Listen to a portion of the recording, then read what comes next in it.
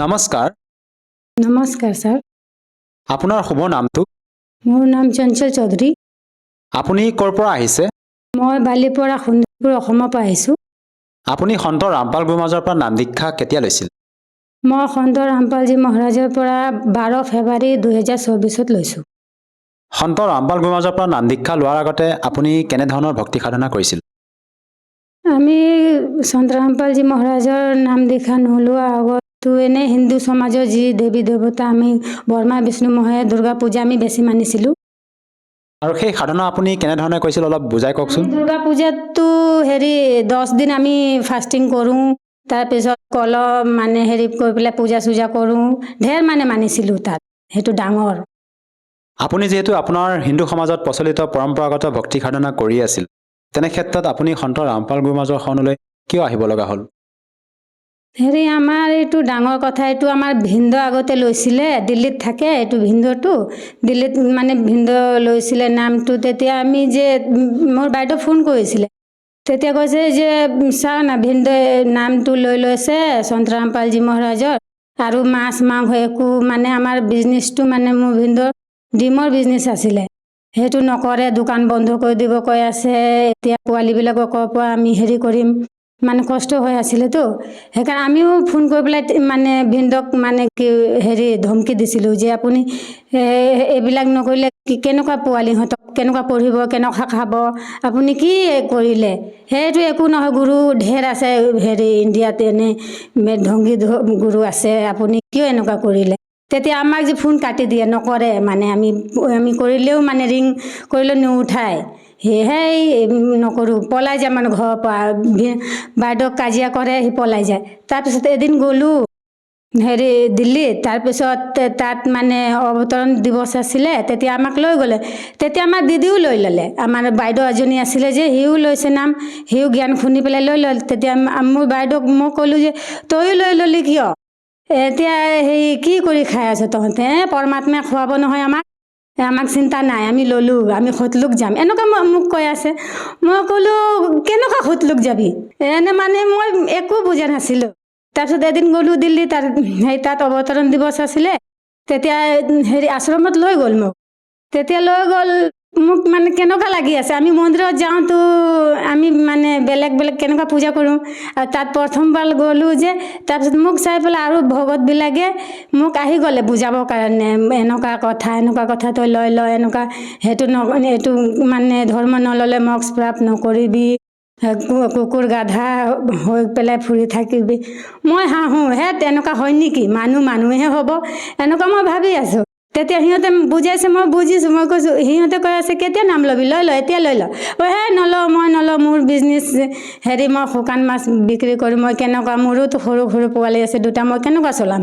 এনেকুৱা কৈ পেলাই মই লোৱা নাছোঁ। মই বুজিছোঁ জ্ঞানটো অলপ অলপ, ভালে লাগিছে। তাৰপিছত আহি গ'লোঁ অসমত, আকৌ এবাৰ 2-3 মাহ পিছত আকৌ গ'লোঁ।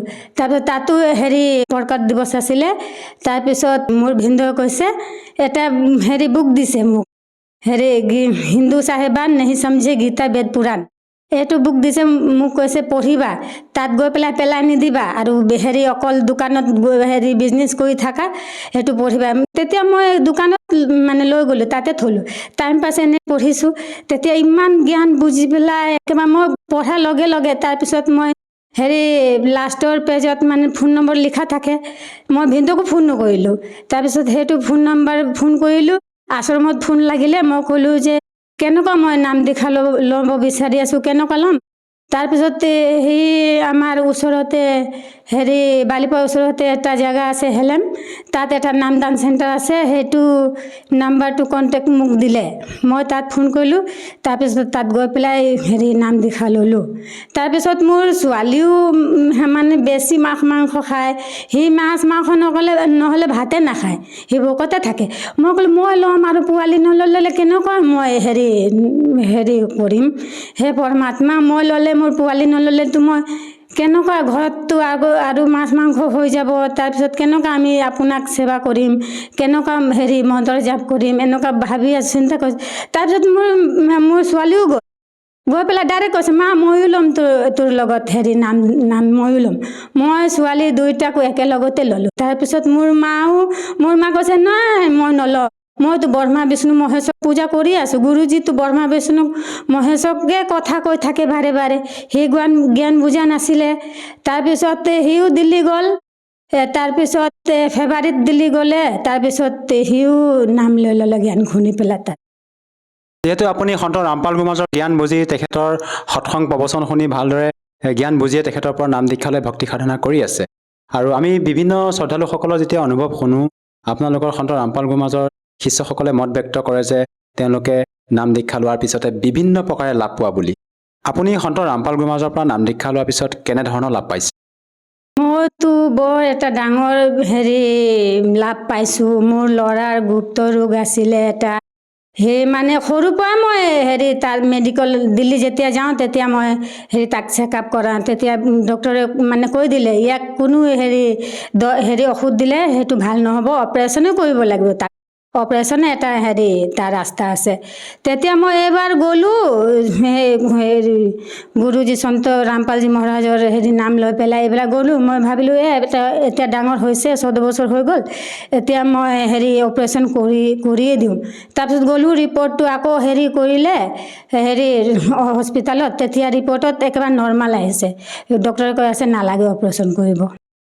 এইটো কেনেকৈ সম্ভৱ? এজন সন্তৰ পৰা নাম দীক্ষা লোৱাৰ পিছতে আপুনি যেতিয়া আপোনাৰ সন্তানৰ যি গুপ্ত ৰোগৰ কথা ক'লে, সেয়া চেকআপ কৰিব যাওঁতে দ্বিতীয়বাৰ যেতিয়া ডক্টৰে কৈছে অপাৰেশ্যন কৰিব নালাগে, কিন্তু পূৰ্বতে ডক্টৰে অপাৰেশ্যন কৰিব দিছিলে, এইটো কেনেকৈ সম্ভৱ? এজন সাধাৰণ সন্তৰ পৰা নাম দীক্ষা লোৱাৰ পিছতে যে এনেকুৱা ধৰণৰ চমৎকাৰ আপোনালোকে পাইছে? এইটো কি ক'ম, এইটো মানে প্ৰমাণিত মানে আমাৰ গুৰুজী যে কয় শাস্ত্ৰ অনুকূল ভক্তি আমাক দিয়ে। এইটো ল'লে মানে মন্ত্ৰ এনেকুৱা আছে যে এইটো ল'লে ভাল হৈয়ে যায় মানুহ।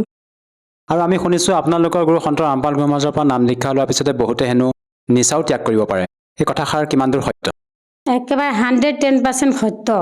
এইটো লোৱাৰ জ্ঞান শুনিলেহে নিচাটো এৰি যায়, নিজে নিজে এৰি যায়। এইটো ক'বই নালাগে নিচা এৰিবৰ কাৰণে মানুহবিলাকক। আপুনি সন্ত ৰামপাল গুৰুমাজৰ পৰা নাম দীক্ষা লোৱাৰ পিছত আৰু অন্য কিবা লাভ পাইছেনে? আমি তেনে সৰু মোৰ ডেইলি লাভ পায়ে থাকোঁ। আগতেই মোৰ গেষ্ট্ৰিক প্ৰব্লেম মানে সৰুৰ পৰাই, যেতিয়াৰ পৰা মই বিয়া হৈছোঁ তেতিয়াৰ পৰাই মোক গেষ্ট্ৰিক প্ৰব্লেম ঢেৰ আছিলে।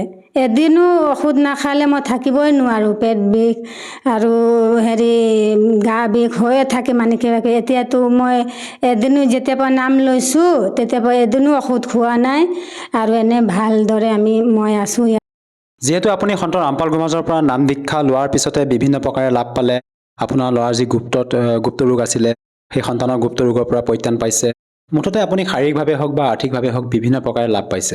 যিসকল দৰ্শকে আজি আপোনাক টিভি স্ক্ৰীণত প্ৰত্যক্ষ কৰি আছে, তেওঁলোকক আপুনি কি বাৰ্তা দিব বিচাৰে যাতে তেওঁলোকেও আপোনাৰ দৰে উপকৃত হ'ব পাৰে?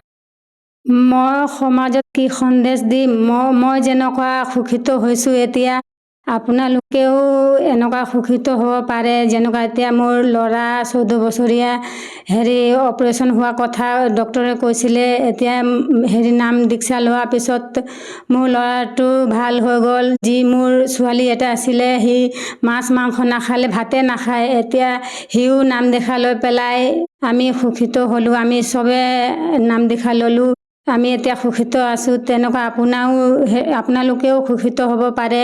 আমাৰ গুৰুজী সন্ত ৰামপালজী মহাৰাজৰ ওচৰত গৈ পেলাই জ্ঞান শুনি পেলাই নাম দীক্ষা ল'লে আপুনিও মোক্ষ প্ৰাপ্ত কৰিব পাৰিব।